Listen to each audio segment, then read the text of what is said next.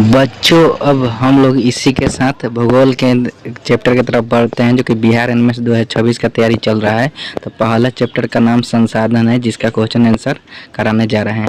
तब पहला क्वेश्चन शुरू करते हैं। किसी विचार अथवा आविष्कार पर एकमात्र विचार को क्या कहते हैं? स्वयंभू, पेटेंट, प्रयोज्यता, उपरोक्त सभी। तो इसका आंसर पेटेंट हो जाएगा।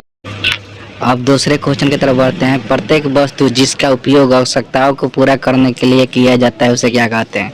संसाधन, विकास, जरूरत, उपरोक्त सभी। इसका आंसर संसाधन हो जाएगा। अब हम लोग तीसरे क्वेश्चन की तरफ बढ़ते हैं। प्राकृतिक संसाधन कौन सा है? जल, मशीन, कार, फोन। तो इसका आंसर जल हो जाएगा। अब हम लोग चौथे क्वेश्चन की तरफ बढ़ते हैं। मानव निर्मित संसाधन कौन सा है? कार, जल, वायु, मिट्टी। तो इसका आंसर कार हो जाएगा।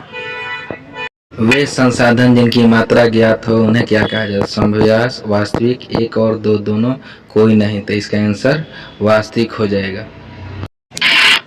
जैव संसाधन कौन से हैं? मानव, जीव जंतु, पेड़ पौधे, सभी। तो इनमें से सभी आंसर आज हो जाएगा कि तीनों ही जैव संसाधन हैं। सौर ऊर्जा और पवन ऊर्जा किस प्रकार के संसाधन है? मानव निर्मित, नवीकरणीय, अनवीकरणीय, सभी। तो इसका आंसर नवीकरणीय हो जाएगा। और नवीकरणीय संसाधन कौन से हैं? पेट्रोलियम, प्राकृतिक गैस, कोयला, इनमें से सभी। तो इनमें से सभी आंसर होगा, क्योंकि तीनों ही अनवीकरणीय संसाधन के अंतर्गत आते हैं। जिन संसाधनों का निर्माण मानव करता है उन्हें क्या कहते हैं? प्राकृतिक, मानव निर्मित, मानक, उपरोक्त सभी। तो इसका आंसर मानव निर्मित होगा।